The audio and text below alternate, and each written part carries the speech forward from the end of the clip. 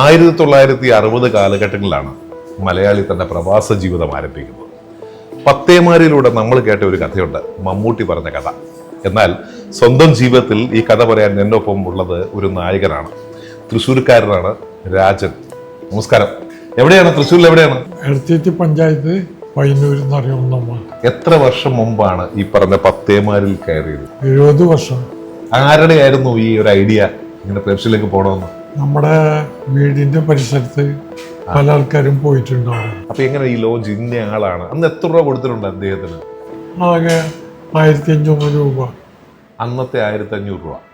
അപ്പൊ കൊടുത്തു കഴിഞ്ഞാൽ നമ്മൾ എത്ര ദിവസം കൊണ്ട് അവിടെ എത്തുമായിരുന്നു? ഒരാഴ്ചന് പറഞ്ഞത്. ഓക്കെ. പക്ഷെ 22 ദിവസം കഴിഞ്ഞിട്ടാണ് എത്തിയത്. അതെന്ത് പറ്റി? ഈ ലാഞ്ച് ദിക്ക് തെറ്റി ബോഡി പോയി. എങ്ങോട്ട് പോയി? പാകിസ്ഥാൻ ഭാഗത്തേക്ക് പോയി. അയ്യോ. അവിടുന്ന് തിരിച്ച് രണ്ടാമതാണ് കോർഫക്കാനിലേക്ക് എത്തുന്നത്. അത് ശരി. 25 ദിവസം കഴിഞ്ഞ് എത്ര പേരുണ്ടായിരുന്നു ലോഞ്ച്? 24 ആളുണ്ടായിരുന്നു. അവിടെ എത്തുമ്പോൾ 24 പേരും ഉണ്ടായിരുന്നോ? ഇല്ല, 23 ആളുണ്ടായിരുന്നു. 23 ആളെ ഉണ്ടായിരുന്നു. ഒരാള് കൊടുങ്ങല്ലൂരുള്ള ഒരാളുണ്ടായിരുന്നു. അയാള് അതിൽ വെച്ച് മരിച്ചു. അയാളുടെ അടുത്ത് അവര് കടലിലേക്ക് ഇട്ടു. ഓ, വേറൊന്നും ചെയ്യാൻ പറ്റില്ലല്ലോ. അപ്പൊ പേടിയുണ്ടായിരുന്നില്ലേ? ഏയ്, പേടിയൊന്നുമില്ലായിരുന്നു. പേടിച്ചിട്ട് എന്താ കാര്യം? ഓക്കെ. അങ്ങനെ ഈ 25 ദിവസത്തിന് ശേഷം അപ്പൊ ഈ ആഹാരമൊക്കെ എങ്ങനെയായിരുന്നു? ആഹാരം കുറച്ച് ദിവസം ഉണ്ടായിരുന്നുള്ളൂ. അവര് മാക്സിമം 10 ദിവസത്തിനുള്ള ആഹാരം അതിൽ കരുതുന്നു. ഓക്കെ. നമ്മള് തിരിച്ചെത്തുന്നത് 20 ദിവസം കഴിഞ്ഞിട്ടാണ്. ഓ, അപ്പൊ ആഹാരത്തിനൊക്കെ എന്ത് ചെയ്യും? ഒരു രക്ഷയില്ല. അയ്യോ. അപ്പൊ വെള്ളം കടൽ വെള്ളം കുടിക്കാം. അപ്പൊ നമ്മള് കുടിച്ചതിന്റെ ഇരട്ടി ഛർദിക്കും. അങ്ങനെ 25 ദിവസത്തിന് ശേഷം ഈ പറഞ്ഞ സ്ഥലത്തെത്തി. അല്ലേ? അതായത് ഫുജേറയ്ക്കടുത്ത് ആണോ? അതെ. എന്നിട്ട് അവിടെ എങ്ങനെയാണ് എത്തിയതിനു ശേഷം എങ്ങനെ നീന്തി എത്തുക? നമ്മൾ ആ സിനിമയെ കണ്ടതുപോലെ നമ്മുടെ ശ്രീനിവാസനും മോഹൻലാലും നീന്തതുപോലെ നീന്തി എത്തിയാണ്? നീന്തേണ്ട ആവശ്യമില്ല. ശരിക്ക് നമ്മുടെ ഇത്ര വെള്ളത്തിൽ കഴുത്തിന്റെ അത്രയും വെള്ളം. അപ്പൊ നമ്മുടെ ഈ ബാഗ് ഉണ്ടായിരുന്നില്ലേ, അപ്പൊ അതെന്ത് ചെയ്യും? തലയിൽ? ഓ, അത് ശരി. എത്ര ദൂരം നീന്തേണ്ടി വരും? കുറച്ച് അധികം സമയമില്ല. ഈ പറഞ്ഞ 25 പേരിൽ 23 പേരും നിങ്ങൾ നീന്തി അക്കരയിലെത്തി. എത്തിയതിനു ശേഷം പിന്നെ ഒരു മരിച്ചാള് പിന്നെ കടലിലിട്ടിട്ടാണ് ഞങ്ങള് പോണത്. മരിച്ചുപോയാൽ എത്ര വയസ്സുണ്ടാവും? 40 വയസ്സിന്റെ അടുത്തുണ്ടോ. എന്ത് പറ്റിയതാണ്? അതറിയില്ല. പെട്ടെന്ന് ആള് അതിൽ കിടന്ന് മരിച്ചു രാവിലെ അല്ലേ? അദ്ദേഹത്തിന് അറിയാമായിരുന്നോ? പേഴ്സണലി അറിയാമായിരുന്നോ? അതോ ലോഞ്ചിൽ വെച്ച് പരിചയപ്പെട്ടാണോ? കൊടുങ്ങല്ലൂർക്കാരനൊന്നറിയാം. കൊടുങ്ങല്ലൂർക്കാരനെന്നറിയാം. എന്നിട്ട് ഇവിടെ എത്തിയിട്ട് നമ്മൾ പിന്നെ നടന്ന് ഈ മല കയറണം അല്ലേ? എത്ര മല കയറി ഇറങ്ങണം? 2 മല കയറി ഇറങ്ങണം. ഇറങ്ങിക്കഴിഞ്ഞാൽ പിന്നെ സാധാരണ റോഡായി. പിന്നെ എന്ത് ജോലിയാണ് ചെയ്തത് അവിടെ? അവിടെ ടൈലറിങ് പഠിച്ചിരുന്നു. ഇവിടെ ചേട്ടൻ ടൈലറായിരുന്നു. അങ്ങനെ കുറച്ച് അറിയാം. ചെയ്തു. നിങ്ങൾ വെള്ളിയാഴ്ച എല്ലാവരും ഇങ്ങനെ ഒത്തുചേരും ഒരു സ്ഥലത്ത്? ഒത്തുചേരും. ഇവരെല്ലാം വന്നത് ഈ പറഞ്ഞ പത്തേമാരി വഴി തന്നെയാണ്.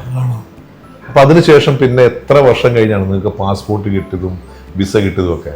പാസ്പോർട്ട് ഞാൻ അളിയൻ കോയമ്പത്തൂരാണ് സെറ്റിൽ ചെയ്തിരിക്കുന്നത്. കോയമ്പത്തൂർ അഡ്രസ്സിലാണ് എൻ്റെ പാസ്പോർട്ട്. അപ്പൊ അതെങ്ങനെയാണ് കോയമ്പത്തൂരിൽ പാസ്പോർട്ട് ഉണ്ടാക്കുന്ന ഒരു സംഭവം? അളിയന്റെ പരിചയത്തിലുള്ള വീട്ടു നമ്പർ കൊടുത്തിട്ടാണ്. അന്നത്തെ ഇന്നത്തെ പോലെ ഫോട്ടോയും വെരിഫിക്കേഷനും ഫോട്ടോ ഒക്കെ ഉണ്ട്. അളിയൻ പറഞ്ഞിട്ട് അവർക്ക് കാശ് കൊടുത്തിട്ടാണ്. വിസ എങ്ങനെയാണ്? വിസയ്ക്ക് ഒരു പേപ്പറായിരുന്നു. അതുകൊണ്ട് പിന്നെ ട്രാവൽ ചെയ്യാം നമുക്ക്. അപ്പൊ അന്ന് ഇങ്ങോട്ടേക്ക് തിരിച്ചു വന്നത് എങ്ങനെയാണ്? തിരിച്ച് ലാഞ്ചിൽ തന്നെ വന്നു ബോംബെയിലേക്ക്. അത് ശരി. ബോംബെയിലെത്തി. അന്ന് എത്ര ദിവസം എടുത്തു ബോംബെയിലെത്താൻ? ബോംബെയിലെത്താൻ ആദ്യം ദിവസം എടുത്തില്ല, 3-4 ദിവസം എടുത്തിട്ടുള്ളൂ. 4 ദിവസം. എന്നിട്ട് അവിടെ എന്തോ ജയിലിൽ കിടക്കൊന്നും ചെയ്തില്ലേ? അങ്ങോട്ട് പോവാൻ വേണ്ടിയിട്ട് ഞങ്ങള് 10-20 ആളെ കൂടുതലുണ്ടായിരുന്നു. അവരെല്ലാവരും കടപ്പുറത്ത് ഇങ്ങനെ കൂടിയിരിക്കുകയായിരുന്നു. കൂടിയിരിക്കുമ്പോൾ അവിടുത്തെ പോലീസ് വന്ന് ഞങ്ങൾ അറസ്റ്റ് ചെയ്ത് അങ്ങനെ ജയിലിൽ അടച്ചു. എത്ര ദിവസം ജയിലുണ്ടായിരുന്നു? 20 ദിവസത്തോളം കിടന്നു. പിന്നെ ചുമ്മാ അവർ ഇറക്കി വിട്ട് EMS സർക്കാരാണെന്നുള്ളത്. EMS സർക്കാരായിരുന്നു. അങ്ങനെ നമ്മളതില് നാരായണൻ എന്ന് പറഞ്ഞിട്ട് എൻ്റെ വല്യമ്പേരമായിരുന്നുണ്ടായിരുന്നു. അയാൾ EMSന് ഒരു കത്ത് എഴുതി. ഓക്കെ. ഇങ്ങനെ ഞങ്ങൾ മലയാളികൾ ഇത്ര ആൾക്കാർ ജയിലിലുണ്ട്, അവരെ വിടാനൊരു സംവിധാനം ഉണ്ടാക്കും. അങ്ങനെ ആള് അവിടുത്തെ സർക്കാരായിട്ട് ബന്ധപ്പെട്ടിട്ടാണ് ഞങ്ങളെ അവിടുന്ന് വിടുന്നത്. സഖാവ് രാജൻ അന്ന് ഭയങ്കര സ്ട്രോങ് ആയിരുന്നോ? അന്ന് ഇന്നും സ്ട്രോങ്ങാണ്. അന്ന് ഇന്നും സ്ട്രോങ് ആണ്. സ്ട്രോങ്ങാണ്. ഓക്കെ. എന്നിട്ട് ജയിലിൽ കിടന്നിട്ട് പിന്നീട് പക്ഷെ അന്ന് പോയത് ബോംബെ നിന്നാണ് പോയതല്ലേ? അപ്പൊ നിങ്ങൾ ഇവിടുന്ന് ബോംബെക്ക് എങ്ങനെ എത്തി അന്ന്? ബോംബെക്ക് എത്തുന്നത് എന്നുവെച്ചാൽ ഈ ലാഞ്ചി വഴി തെറ്റി പോയല്ല, ആ, അങ്ങനെ ബോംബെയിൽ ഇറക്കുകയാണ് അവർ. അങ്ങനെ ബോംബെ. പക്ഷെ ഇവിടുന്ന് തുടക്കം ഇവിടുന്നായിരുന്നു? ചാവക്കാട്. ചാവക്കാട് നിന്നാണ് തുടങ്ങിയത്. ചാവക്കാടും നേരെ പത്താമരി കയറി നേരെ പോവാണ്. ഓക്കെ. അത് വലുതെത്തി വീണ്ടും ബോംബെയിലെത്തി. ബോംബെയിൽ എന്നാൽ ഏറ്റവും വിഷമം തോന്നിയ, ദുഃഖം തോന്നിയ, ഭയം തോന്നിയ ഒരു നിമിഷം എന്തായിരുന്നു? പിന്നെ നമ്മൾ ജീവിതത്തിലൊരു കര കാണാനാണല്ലോ പോണത്, അതുകൊണ്ടൊരു ഭയം തോന്നിയിരുന്നില്ല. അവിടെ എത്തുമെന്ന് അല്ലേ? പണ്ടത്തെ സഖാവിന് അങ്ങനെ ഭയമൊന്നും ഉണ്ടായിരുന്നില്ല. പിന്നീട് തിരിച്ച് എത്ര നാൾ കഴിഞ്ഞാണ് ഇങ്ങോട്ടേക്ക് തിരിച്ചു വരുന്നത്? 4 കൊല്ലത്തിന് ശേഷം. പിന്നീട് എന്നാണ് ഫ്ലൈറ്റിൽ യാത്ര ചെയ്തത്? അതിന് നാട്ടിൽ വന്ന് കുറച്ച് കഴിഞ്ഞ ശേഷമാണ് ഫ്ലൈറ്റിൽ തിരിച്ചു പോകുന്നത്. ഇന്ന് ഒരു ചാൻസ് തരാണ് പത്തേമാരിൽ കയറി വരാൻ വേണ്ടി കുറച്ച് പഴയ സുഹൃത്തുക്കൾ പറഞ്ഞാൽ പോവോ? പഴയ സുഹൃത്തുക്കളാരും ഇന്നില്ല. ഓക്കെ. അല്ല, അങ്ങനെ ആരെങ്കിലും വിളിച്ചാൽ കയറി പോവോ? ഇല്ല. ഒരു ആഗ്രഹമുണ്ടോ പഴയ ആ നാടൊക്കെ ഒന്ന് പേർഷ്യ കാണണമെന്നൊരു ആഗ്രഹമുണ്ട്, പക്ഷെ ഇന്നത്തെ സാഹചര്യത്തിൽ പോകാൻ പറ്റില്ല. അവിടെ പോയിട്ട് നിങ്ങൾക്കൊരു സംഘടനയൊക്കെ ഉണ്ടായിരുന്നല്ലേ? ശക്തി സംഘം. എന്നിട്ട് എന്ത് ചെയ്യും? അത് ഇങ്ങോട്ടേക്ക് പാർട്ടിക്ക് ഫണ്ടിന് വേണ്ടി പൈസ ഒക്കെ അയച്ചു കൊടുക്കും അല്ലേ? അയച്ചു കൊടുക്കും. നമ്മൾ തെരഞ്ഞെടുപ്പൊക്കെ വന്നാൽ അവിടുന്ന് ഓരോ പാർട്ടി മെമ്പർ വരും, അവിടുത്തെ 10 ദിർഹംസ് വീതം കൊടുക്കും. എങ്ങനെ അയക്കും പൈസ ഒക്കെ? അത് ഉണ്ടി എന്ന് പറഞ്ഞിട്ട് അതിപ്പോഴും ഉണ്ടല്ലോ. അവിടെ കൊടുത്താൽ ഇവിടെ എത്തും. അങ്ങനെയാണ് മലയാളി. കാരണം ഒരുപാട് വേദനയും വിഷമവും എല്ലാം സഹിച്ച് അവൻ തൻ്റെ പ്രയാണം തുടങ്ങി. ഇന്ന് ശ്രീ രാജൻ അദ്ദേഹമായിട്ട് ഇരിക്കുമ്പോൾ തന്നെ അല്ലേ? പക്ഷെ എന്നാലും ഇപ്പോഴും ഒരു പുഞ്ചിരി കൊണ്ട് പറയുമ്പോൾ, കാരണം നാടിൻ്റെ ഓർമ്മകൾ ഇങ്ങനെ.